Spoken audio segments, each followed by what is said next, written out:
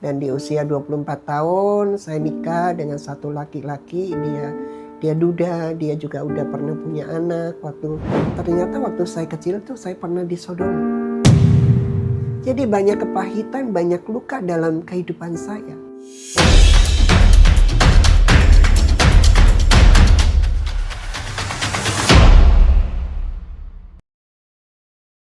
Shalom, Jemari Jejak Mujizat Diri. Bersama dengan saya Veronica Violeta. Nah, podcast kali ini saya akan berbincang-bincang dengan seorang hamba Tuhan yang luar biasa kesaksian hidupnya. Seperti apa sih? Langsung saja ya, saya kenalkan. Halo Pak Jonathan, Ya, apa kabar? shalom, baik, puji Tuhan. Sehat ya? Sehat. Ya Pak Jonathan, saya tuh sangat terkagum-kagum dengan kesaksian hidup Pak Jonathan. Apalagi teman-teman di rumah nih, penasaran ya. Tapi sebelumnya nih boleh deh berkenalan dulu dengan teman-teman. Mungkin ada ya yang belum kenal gitu ya. Silakan Pak Jonathan. Shalom, kenalkan nama saya Jonathan Tan. Usia saya nanti Oktober ini 66 tahun. Wow, 66 tahun. Yes. Iya. Saya berasal dari Surabaya. Sekarang saya tinggalnya di Jakarta. Ya, baik Pak Jonathan. Iya. Nah, ini gimana nih masa-masa hidup Pak Jonathan dari kecil sampai saat dimana memutuskan untuk menjadi seorang transgender? Silakan. Wah, itu perjalanan yang panjang ya. Ya. Kadang kita nggak pernah tahu perjalanan kita itu mau gimana ya kan. Tapi namanya hidup harus kita lewatin. Betul, betul. Jadi saya dari 11 saudara, saya itu adalah anak paling kecil.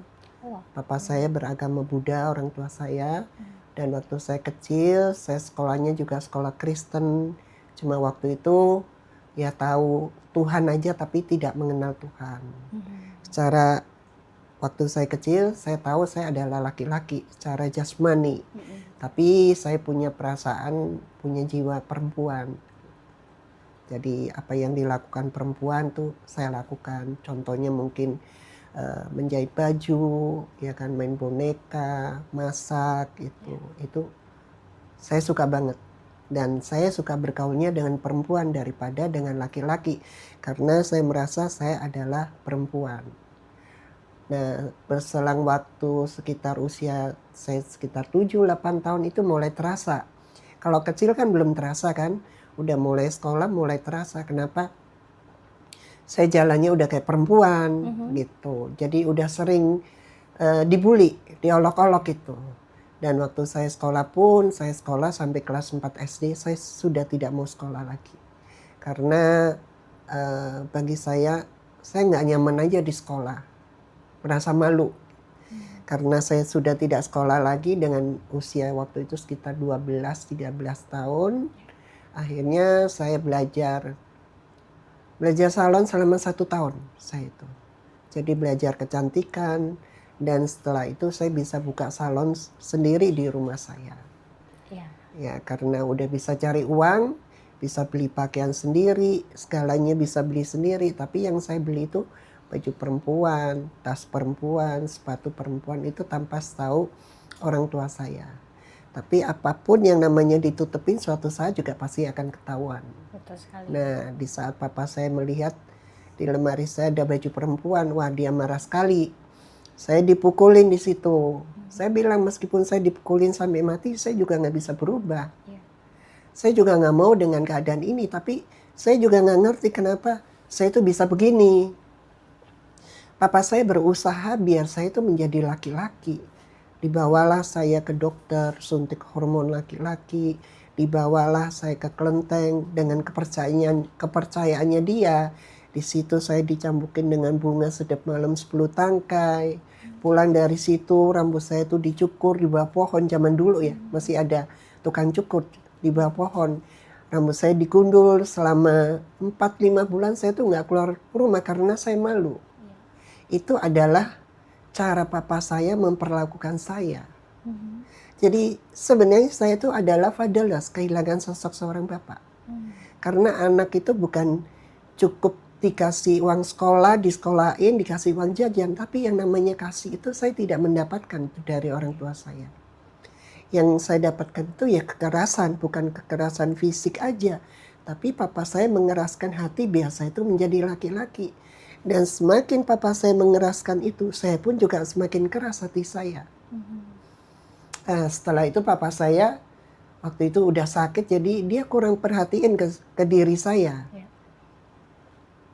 Saya usia 14, 15, 16 tahun saya itu udah pakai baju perempuan. Dan waktu usia 16 tahun saya sempat berpacaran dengan laki-laki.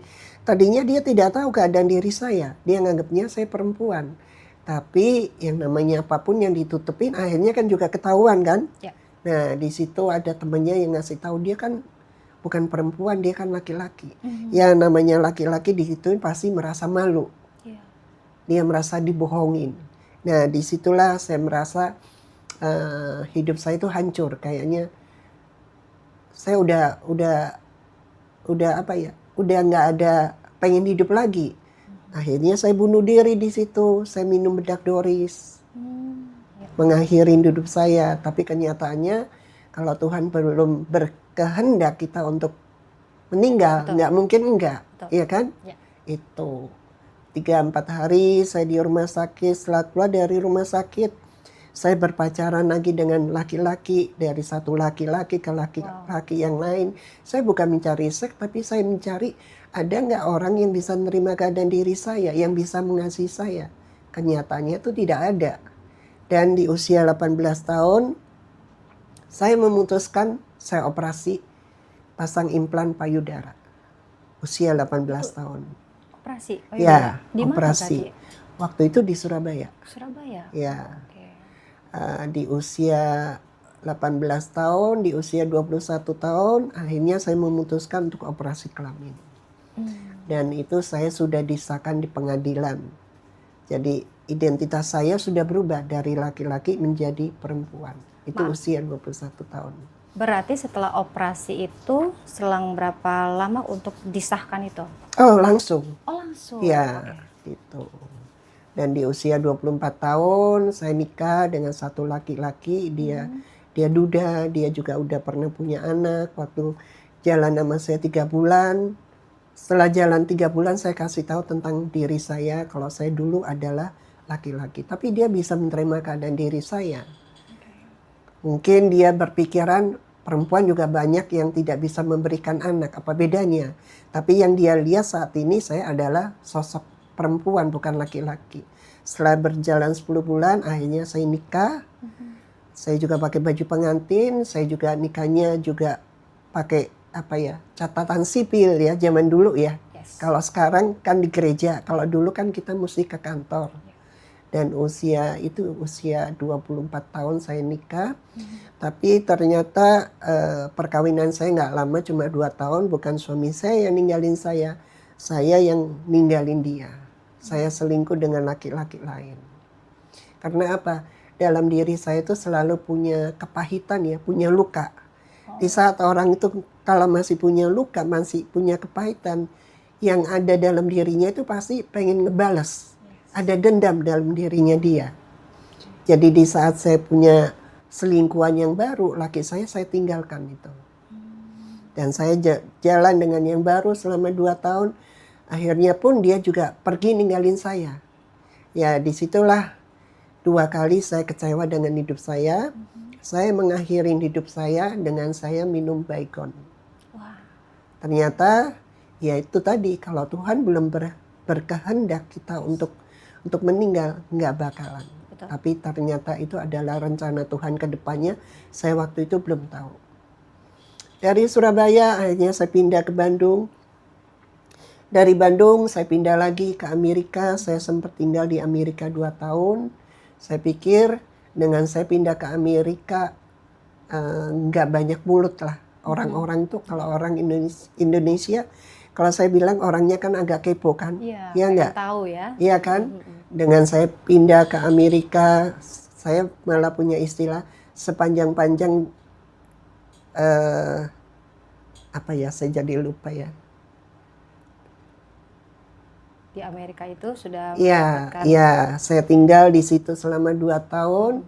Akhirnya saya balik lagi ke Indonesia dan di situ saya menemukan orang-orang yang baru dan mereka teman saya rata-rata beragama Islam. Ya karena saya waktu itu belum mengenal Tuhan secara benar, akhirnya saya masuk Islam. Oh, 12 tahun saya masuk Islam dan saya sudah umroh 3 kali. wow. Di tahun 2001 sampai 2005 saya sempat pakai hijab selama 5 tahun. Wah. Jadi dalam hidup itu saya tuh mencari damai sejahtera dan sukacita, tapi saya tidak mendapatkan itu. Di sini saya kesaksian bukan menjelekkan agama Islam, tapi ini adalah kesaksian hidup saya. Saya juga belajar ngaji, yang namanya sholat 5 waktu nggak pernah saya tinggalkan. Dari situ saya pindah lagi ke agama Katolik, saya sempat juga. Jadi dalam hidup saya tuh saya belajar melakukan. Karena apa? Saya nggak mau hidup saya tuh, saya tahu saya tuh salah, hidup saya tuh salah. Cuma saya nggak tahu caranya gimana, saya nggak ngerti. Karena apa ya? Di saat kita itu masih ada kepahitan, masih ada sampah dalam diri kita. Ibaratnya hidup kita itu terikat dan terbelenggu sama iblis. Betul. Kita untuk keluar di sana itu nggak tahu caranya gimana, nggak tahu. Dan di akhir 2011 itu adalah titik balik saya.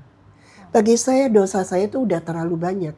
Saya dari laki-laki menjadi perempuan, saya bunuh diri 2 kali. Saya masuk Islam 12 tahun. Saya masuk dalam dunia prostitusi kelas atas, narkoba, okkultisme. Yang namanya okkultisme itu saya pasang susuk emas berlian tuh sebadan saya. Dilakukan juga? Iya, saya lakukan juga. Narkoba juga. Itu kalau bukan Tuhan yang untuk menyelamatkan hidup saya dan memulihkan saya, nggak mungkin. Setuju. Hanya Tuhan aja, nggak ada Tuhan-Tuhan yang lain. Betul. Ya, itu awal titik saya itu 2011 lah. Di Matius 6:33, tetapi carilah dahulu kerajaan Allah dan kebenarannya, maka semuanya akan ditambahkan kepadamu. Itu saya benar-benar mencari. Saya berjanji sama Tuhan, saya tidak akan melakukan dosa lagi. Dosa apa? Dosa perzinahan. Dan itulah mulai Tuhan proses hidup saya dari 2011, 12, 13, 14, 15, 16, 17. Itu adalah perjalanan yang panjang sekali. Di situ banyak kesaksian-kesaksian saya. Mungkin di sini saya tidak bisa menyebutkan satu persatu. Tapi Tuhan proses hidup saya selama 7 tahun. Dan di tahun 2018 akhirnya saya memutuskan diri saya harus melepas semua identitas palsu saya. Dengan ngebuang, saya jadi perempuan sudah 42 tahun. Pakaian saya semuanya udah perempuan. Tas saya, sepatu saya. Kalau orang bilang apa kata dunia, kalau saya tiba-tiba dari perempuan berubah menjadi laki-laki. Tapi itu adalah proses Tuhan. Di saat sampah itu sudah tidak ada dalam bejana kita lagi, yang masuk itu apa? Firman. Firman itu akan menjadi benih. Dia akan berakar, dia akan bertumbuh, dan dia akan berbuah. Kalau kira-kira dalamnya sudah pulih, luarnya akan pulih nggak? Kalau dalamnya belum pulih, boro-boro kalau luarnya akan pulih. Ya, itu proses yang harus saya lewatin selama 7 tahun.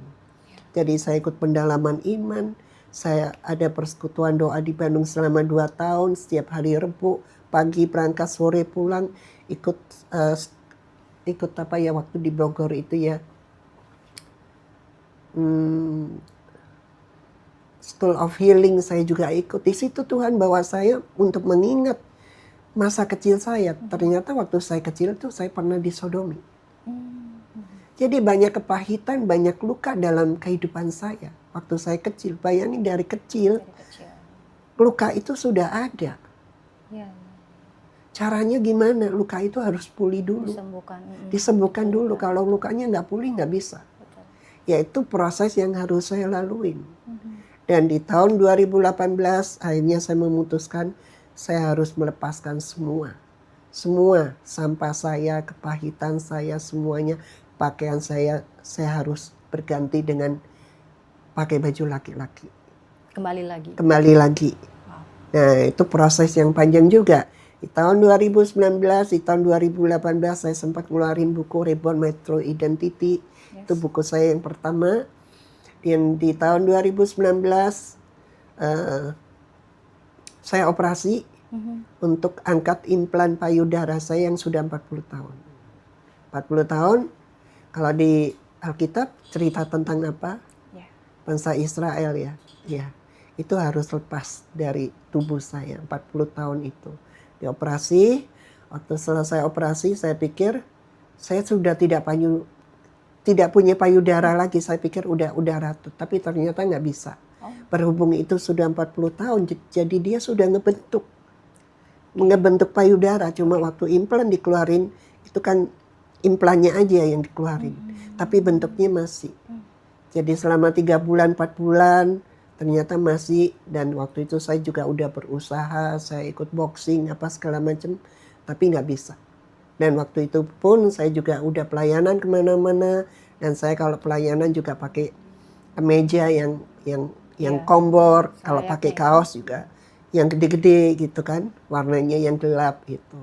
Dan setelah 4 tahun berjalan, Tuhan jawab doa saya. Di tahun 2023, akhirnya saya bisa operasi lagi kedua kalinya di Thailand selama 10 hari. Untuk operasi menyempurnakan ini. Saya dioperasi lagi, akhirnya apa yang menjadi kerinduan saya akhirnya Tuhan jawab, dan habis operasi saya sudah tidak punya payudara lagi, dan saya bisa berenang seperti laki-laki, bisa buka baju saya. Dan saat itu juga saya harus satu lagi yang saya minta sama Tuhan tentang identitas diri saya harus pulih. Itu adalah selembar kertas yang tadinya perempuan harus kembali lagi menjadi laki-laki. Dibantu dengan salah satu hamba Tuhan, dia pengacara, dengan sidang 8 kali, akhirnya hakim menyetujui permohonan saya. Wah, luar biasa. Ya, 8 itu kali sidang. perjalanan yang panjang itu. Itu juga perjuangan, sidang sampai 8 kali. Dan bukti-bukti itu harus kuat untuk kita sampaikan pada hakim. Bukti apa itu? Bukti dari buku saya, Reborn Metro Identity, bukti dari YouTube saya, dan bukti dari cara berpakaian saya itu sudah 5 tahun saya berpakaian laki-laki, itu adalah bukti. Kedua, bukti apa lagi?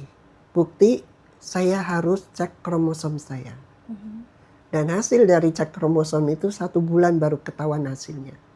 Dan hasil dari kromosom saya itu adalah laki-laki. Itu adalah bukti yang kuat. Dan saksi yang harus hadir, keluarga saya sebagai saksi, bapak rohani saya harus hadir, dan ketiga dokter andrologi juga harus hadir. Dia yang akan menjelaskan ke hakimnya arti dari kromosom itu.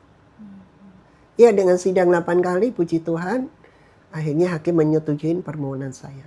Disitulah mulai berjuang lagi untuk surat-surat saya, mesti ke Dukcapil ya kan, untuk merubah. Jadi setiap kali saya kalau ke kantor-kantor itu saya selalu bawa surat permohonan yang dari pengadilan yang sudah disetujuin, karena mereka kan bingung. Dulu lihat KTP saya perempuan, tapi kenapa sekarang mau balik jadi laki? Jadi saya mesti jelaskan ke mereka, saya mesti nunjukin di YouTube tentang kesaksian hidup saya. Tapi itulah proses yang harus saya lewatin semuanya satu persatu, ke bank lah, kemana semuanya, 8 item yang harus saya lewatin. Terakhir itu adalah BPKB saya juga dirubah, udah itu paspor saya pun juga dirubah, malah paspor itu 3 jam saya di BAP. Karena paspor itu agak susah karena yang diganti itu banyak banget. Dari nama saya, jenis kelamin saya, tempat tinggal saya, tempat lahir saya, tahun lahir saya, itu semuanya itu nggak benar semuanya. Nama orang tua pun juga saya ganti dulu. Ya itulah kadang cara iblis kan. Kalau kita dipermainkan sama iblis karena kita ngikutin apa maunya iblis. Dan saya merasa apa yang pernah diambil sama iblis, saya harus ambil lagi sekarang. Gitu. Ya. Yaitu perjalanan saya yang sangat panjang, dan di tahun kemarin ini 2024 saya sempat juga ke Israel untuk kedua kalinya lagi, karena waktu tahun 2014 saya sempat berangkat ke bukan 2014 ya, saya lupa lagi ya. Kayaknya udah jalan 10 tahun baru saya kembali lagi ke iya, 2014 waktu itu saya berangkat ke Israel dan saya balik lagi ke Israel tahun 2024. Ya, saya balik lagi ke situ. Kenapa? Kerinduan saya bilang saat ini identitas saya itu sudah berubah. Kalau yang 2014 saya masih pakai baju perempuan. Iya. Itu. Dan karena itu Jadi, kan juga belum iya, bisa hilang ya. Iya, itu.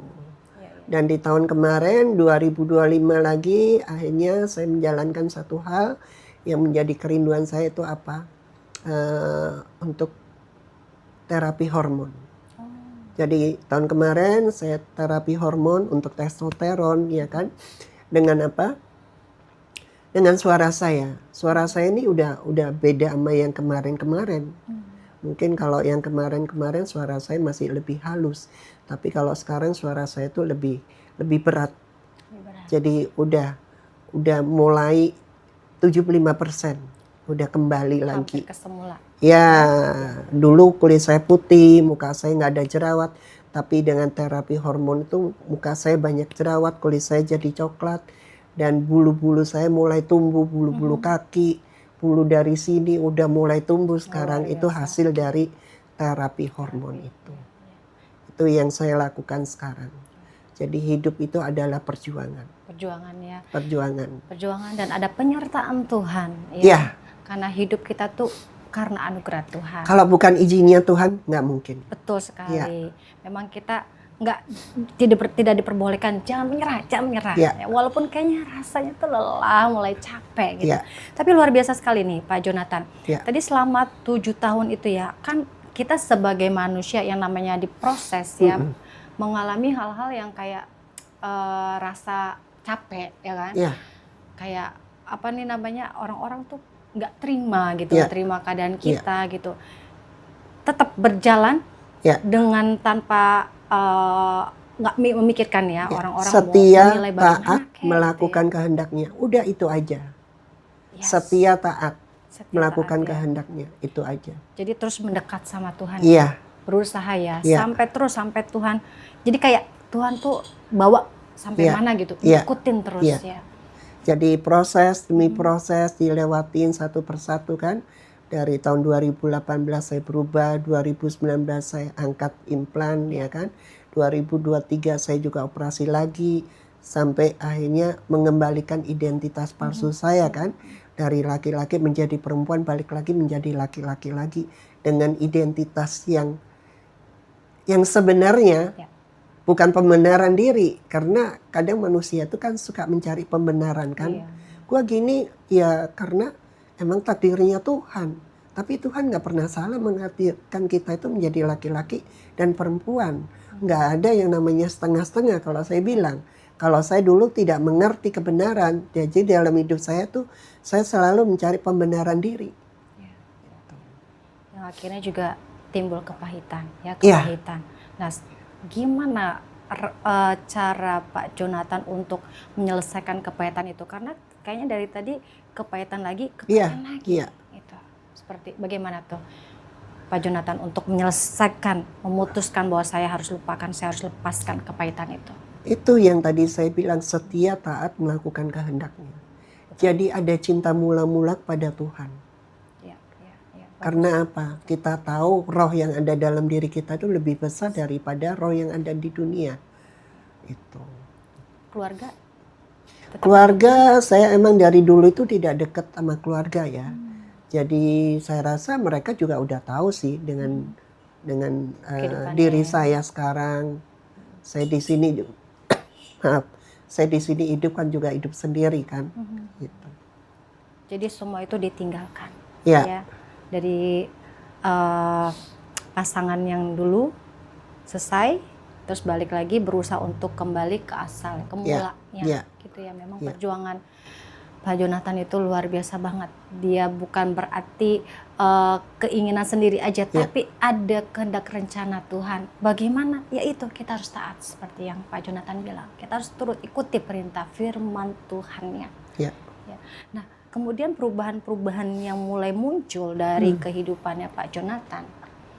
Hal-hal apa yang bisa bikin akhirnya saya harus melakukan seperti ini nih, supaya saya menunjukkan bahwa saya bukan pembenaran, betul ya, tapi saya menunjukkan bahwa ini saya yang sesungguhnya, gitu. Berjuang terus sampai Tuhan manggil saya pulang. Karena apa? Iblis itu tidak akan tinggal diam. Dia akan selalu intimidasi dengan caranya. Jadi berjuang aja terus. Sekarang kita harus menang. Betul. Kan sekarang kan Pak Jonathan sibuk banget ya, pelayan Tuhan yang luar biasa, ya kan? Jadi apapun tetap mau jadi saksi Tuhan, mau melakukan gitu ya. Jadi tetap lakukan, terima gitu ya, untuk memberitakan kebenaran Tuhan. Bahwa seorang Pak Jonathan seperti ini tuh Tuhan tetap menerima, Tuhan tetap menunggu. Ya. Kemudian langkah apa lagi nih setelah ini Pak Jonathan? Gimana Tuhan membawa saya aja. Oh, oke. Iya. Kan sudah kembali nih, ya. Iya. Masih ada perjuangan apa lagi nih, Pak Jonathan? Perjuangan ya melakukan kebenaran aja. Menjadi saksinya Tuhan. Saksi Tuhannya sampai akhir. Tuhan panggil saya pulang. Luar biasa sekali ya. Berarti sekarang kembali menata kehidupannya bagaimana supaya Pak Jonathan tetap di jalurnya Tuhan. Karena ya memang begini nih Pak Jonathan. Kadang-kadang tidak sedikit orang ya sudah melakukannya. Namanya godaan intimidasi iblis. Pasti. Ya. Kan? Untuk mempertahankan tuh lebih susah daripada memulai. Kalau memulai udah, tapi harus mempertahankan kan. Mempertahankan iman kita dengan hidup kudus itu perjuangan. Karena iblis itu tidak akan tinggal diam. Setuju, gitu. Betul. Ya. Gimana, senang atau? Ya jangan sampai kita ninggalin Tuhan. Iya jangan. Nah itu, ya kan? Ya, betul. Jangan sampai kita keluar dari jalur kebenaran itu. Jadi harus tetap konsisten gitu. Betul. Kita percaya Tuhan itu menyertain kehidupan kita yang benar. Ya jangan sampai kita itu kembali lagi ke masa lalu. Karena apa?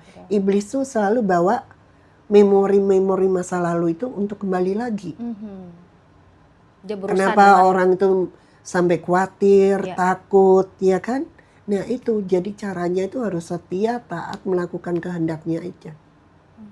Di saat kita setia, taat, melakukan kehendaknya, pasti kita itu pasti menang. Meskipun masalah itu banyak ya yang mesti kita lewatin. Betul sekali. Itulah berjuang. Udah lebih senang ya sekarang, lebih plong ya. Ya lebih ada damai sejahtera dan sukacita. Meskipun ada masalah, tapi ini adalah diri saya. Jadi nggak ada satupun yang saya tutupin. Gitu. Kalau dulu tuh yang selalu hidupnya penuh dengan kekhawatiran, penuh dengan ketakutan, penuh dengan kebohongan. Jadi tidak ada damai sejahtera dan sukacita itu tidak ada. Kalau dalam diri kita tidak ada damai sejahtera dan sukacita, gimana? Apa ya? Kayak gimana ya? Damai sejahtera itu kan adanya di hati kita. Betul. Ya. Kalau kita nggak ada damai sejahtera, hidup kita itu rasanya kosong kan? Ya nggak? Yang diisi itu dengan keinginan-keinginan duniawi itu. Sedang hidup kita di dunia ini kan tidak kekal. Kita tidak pernah tahu malam ini kita masih ada, apa besok masih ada. Makanya hidup ini adalah kesempatan. Betul sekali. Ya. Jadi memang gunakan waktu waktu. Baik mungkin ya. Nah, Pak Jonathan tadi kan berbicara tentang buku. Ya. Bukunya udah dibuat berapa nih? Judul berapa judul? Buku 2018 saya udah ngeluarin buku, itu sudah terjual sekitar 5.000 buku lebih. Yang kedua itu tahun kemarin saya ngeluarin buku yang kedua dengan judul The Journey of Grace. Itu buku saya yang kedua gitu. Dibuatnya Itu dari juga perjalanan hidup saya ya, juga, kesaksian hidup saya. Biar dari buku saya itu bisa jadi berkat ya. betul. Ya. Dari tahun 2018 Dari 2018 itu buku ya. yang pertama. Yang pertama itu ya. Setelah 7 tahun, buku yang kedua. Perjalanan 7 tahun. Jadi karya apa lagi nih? Ada selain buku mungkin? Apalagi mau coba ke nyanyi atau lagu? Belum. Gimana ya. Tuhan bawa saya aja nanti. Nah, Tuhan tuh baik banget ya. Baik Jonathan banget. Ya. Kadang kita yang kurang baik. Iya, betul. Kita akui betul. Emang kita tuh hidup kita tuh perlu Tuhan. Iya. Ya. Iya. Setelah kita meninggalkan semua itu kita sadar kita perlu Tuhan. Ya. Kalau kita nggak ada Tuhan di hidup kita, betul nggak ada damai sejahtera. Iya. Tidak ada pengharapan. Dunia tipu-tipu soalnya kan. Tidak ada pengharapan. Kalau ada Tuhan itu ada pengharapan. Iya. Jadi makanya hidup jangan ngantungin orang lain. Ya.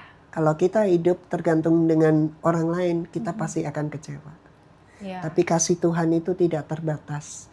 Kita mau berdosa gimana pun dia masih menerima diri kita. Setuju, iya. Kita orang berdosa aja sama Tuhan dibiarkan. Iya. Apalagi kalau kita jadi anak-anaknya Tuhan, pasti Tuhan pelihara hidup kita. Nah, betul sekali. Pak Jonathan ini kesaksian hidupnya tadi kita udah dengar, kita udah lihat ya seperti apa. Dia sebenarnya Pak Jonathan juga nggak mau sebenarnya ya untuk setelah sadar itu nggak mau melakukan itu. Tapi kita sebagai manusia ada keinginan daging, keinginan kita mau nggak mau kita harus memilih itu ya. Awal mulanya. Tapi kan nggak stop sampai di situ. Semua manusia, semua kita punya perjalanan, proses sampai akhirnya kita menemukan Tuhan kita, kembali kepada Tuhan. Seneng banget berarti ya Pak Jonathan ya, seneng banget ya. Apalagi kalau bicara tentang Tuhan tuh nggak ada habis-habisnya. Iya benar. Makanya saya sekarang ini hari-hari saya lebih banyak nge-gym. Karena apa? Ya saya ingin ngerasain jadi laki-laki yang sebenarnya tuh gimana, dengan tubuh yang berotot itu. Keren. Memang kita harus biasakan juga, maksudnya positif, hal-hal positif. Pikiran kita kembali positif, berkat jadi berkat gitu ya. Ucapan kita mungkin yang dahulu-dahulu udah kita udah nggak mikirin lagi, udah kita buang, kita kubur. Amin. Karena kita sudah menjadi manusia yang baru. Iya, manusia yang baru. Iya. Luar biasa ya, firman Tuhan tuh yang mengubahkan kita. Amin. Ya, kalau hidup kita nggak ada Tuhan, benar-benar deh saya juga merasakan seperti itu, benar kita butuh Tuhan. Semua teman-teman juga pasti seperti itu ya. Nah, untuk Pak Jonathan, setelah perubahan seperti ini nih, apa yang bisa disampaikan kepada keluarga? Mungkin dari keluarga kalau keluarga saya belum terima semua ya. Mereka belum Kristen semua ya, cuma ada sebagian aja gitu. Cuma saya lihat kalau keluarga saya ngelihat saya juga kayaknya udah seneng aja. Maksudnya bisa kembali ke identitas yang sebenarnya itu. Yang bagi orang tuh kayaknya nggak mungkin lah, udah 42 tahun jadi perempuan, masa balik lagi jadi laki-laki, ya kan? Ya itulah kadang cara Tuhan, ya enggak? Mujizat itu masih ada, jadi nggak mungkin enggak itu. Tuhan pakai Pak Jonathan di tengah keluarga supaya juga mereka diselamatkan. Ya, amin. Ya. Mereka juga mengenal Tuhan. Ya. Mujizat Tuhan dinyatakan dalam keluarga Pak Jonathan. Ya. Ada mungkin ada hal apa lagi yang mungkin sampai saat ini Pak Jonathan bisa bagikan kepada teman-teman jemari di rumah nih, sehingga mungkin mereka juga tuh di luaran sana nih ya, yang masih terbelenggu, masih bingung dengan keadaan dirinya. Keadaannya, iya kan? Percaya aja di saat kita mau merendahkan hati kita, kita mau kembali ke jalan yang benar, itu nggak ada yang mustahil bagi Tuhan. Asal kita mau diproses saja, jangan protes, mau diproses sama Tuhan. Yang namanya diproses tuh emang tidak enak. Pikul salib, bayar harga, Yang namanya dibentuk itu juga tidak enak. Tapi kalau kita punya kerinduan hati, ada cinta mula-mula kepada Tuhan, proses demi proses itu pasti akan kita lewatin dan kita pasti akan menang. Saya juga kadang tidak kepikir, wah kok bisa ya saya kembali lagi ya. Iya kan? Ya. Kita nggak pernah tahu perjalanan kita ke depan, tapi Tuhan udah merencanakan kehidupan kita ke depan. Yang penting, lu mau nggak diproses? Hidup itu adalah pilihan. Di sini kan ada Yohanes 3 ayat 3 ya. Yesus menjawab katanya, aku berkata kepadamu sesungguhnya jika seorang tidak dilahirkan kembali, ia tidak dapat melihat kerajaan Allah. Jadi semua, bukan cuma saya aja, semua harus dilahirkan kembali. Dilahirkan kembali itu apa sih? Ngebuang semuanya masa lalu, manusia lama kita buang, sampah semua itu kita buang semuanya. Lahir baru itu dengan apa? Dengan kedatangan Tuhan Yesus ke dunia, dia sudah rela sudah rela disalib, ya kan? Itu demi siapa sih? Kan demi kita. Dan Tuhan sudah melakukan, Tuhan bilang sudah selesai. Gimana dengan diri kita? Sudah selesai belum kita dengan diri kita, dengan manusia lama kita? Jadi kita harus menjadi manusia yang baru dengan ngebuang semua sampah-sampah itu.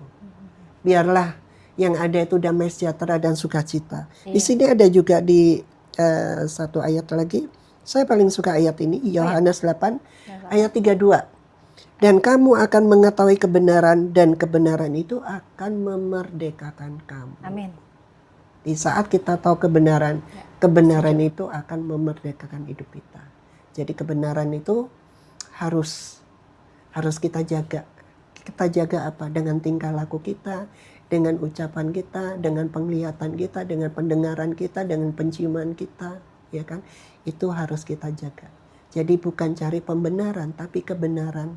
Kebenaran hanya ada di firman Tuhan, karena firman itu adalah Tuhan sendiri. Dia akan memerdekakan hidup kamu. Betul sekali, betul. Iya betul. Oleh karena itu, dengan kita bisa melepas kasih, ya, mengampuni itu juga suatu kekuatan buat kita. Karena apa? Kalau kita tidak bisa ngampuni, Tuhan pun juga tidak akan mengampuni kita. Seperti doa Bapak kami kan? Iya. Ya enggak? Betul. Kita nggak mau diampuni sama Tuhan. Mau kan? Mau. Ya kita harus mengampunin orang lain. Kadang kenapa kita nggak bisa ngampunin orang lain? Contoh mungkin udah 10 tahun kejadian, tapi kalau dia ingat pacarnya masih aja kesel. Pacarnya belum tentu mikirin dia, ngapain kita masih kesel. Karena apa? Selama masih ada kekhawatiran, ketakutan, ada dendam, firman itu tidak akan masuk. Karena masih ada sampah. Sampah itu harus keluar dulu. Kita harus rela membuang semuanya itu. Biar firman itu masuk dan dia menjadi benih. Karena saya percaya firman itu hidup dalam diri kita. Karena firman itu adalah Tuhan sendiri. Firman itu adalah kebenaran. Betul sekali. Ya itu kalau udah ada firman Tuhan, kebenaran di hati kita, di hidup kita, kita rasanya maju tuh benar-benar gak ragu-ragu. Langkah. Ada yang mau menghalangi itu kayaknya udah gak terbuka. Karena emang firman Tuhan dan kebenaran itu yang menguatkan, menghidupkan kita, teman-teman Jemari. Ya, berarti sekarang udah menjadi pekabar Injil, ya kan? Udah bersaksi. Apa ya, ini pertanyaan terakhir nih Pak Jonathan. Apa yang masih mau dicapai sampai hidup akhirnya Pak Jonathan? Saya mau bersaksi sampai dimanapun Tuhan bawa. Sampai ke luar negeri, nanti bulan Juli ini. Oh berarti mau ke luar negeri ya? Puji Tuhan nanti bulan Juli saya ada pelayanan di Vietnam sama di Bangkok. Bukan di Bangkok, di Kuala Lumpur. Nanti bulan November saya juga ada pelayanan di Bangkok di Thailand. Wow, puji Tuhan. Iya, kerinduan saya itu bisa melayani sampai ke bangsa-bangsa. Luar menjadi biasa. saksinya Tuhan. Saksi ya, berarti sebentar lagi sudah mau keluar negeri Pak Jonathan ya. Berarti nanti kalau udah sampai ke luar negeri, terus kesaksian itu tidak berhenti, kalau bisa ya sampai ke nafas hidup itu, Amin. dan juga keluarga Ya. udah diselamatkan, Amin. gitu kan ya. Amin. Ya, itu Tuh. kerinduan saya juga. Oke, baik. Apa pesan untuk disampaikan kepada teman-teman Jemari? Pesannya nggak ada kata terlambat. Kalau Yes. kita sudah mendengar kesaksian hidup saya, cobalah kita melihat hati kita sendiri. Perjalanan hidup kita itu gimana sih sebenarnya? Berdoa aja sama Tuhan. Tuhan lembutkan hati saya. Saya percaya mujizat itu pasti ada. Iya. Tapi satunya, proses itu harus dilewatin. Tanpa proses tidak mungkin mujizat itu akan terjadi. Kita percaya Tuhan kita itu adalah Tuhan yang hidup. Dia berkuasa atas diri kita. Jadi lewatin aja prosesnya. Jangan protes. Itu aja. Luar biasa. Senang sekali berbincang dengan Pak Jonathan ya. Kalau mau kita selesaikan sampai habis nih bisa sampai 3 hari sampai 4 hari seminggu. Ya baik, Pak Jonathan, saya sangat bersyukur sekali, kita semua bersyukur, berterima kasih diberkati lewat kesaksian Pak Jonathan Joy ini ya. Biar teruslah menjadi pesaksi, jadi alatnya Tuhan yang luar biasa, memenangkan banyak jiwa ya, sesuai dengan cita harapan Pak Jonathan. Terima kasih Pak Jonathan. Oke, thank you. Terima kasih teman-teman Jemari di rumah. Tuhan Yesus memberkati. Tuhan Yesus memberkati.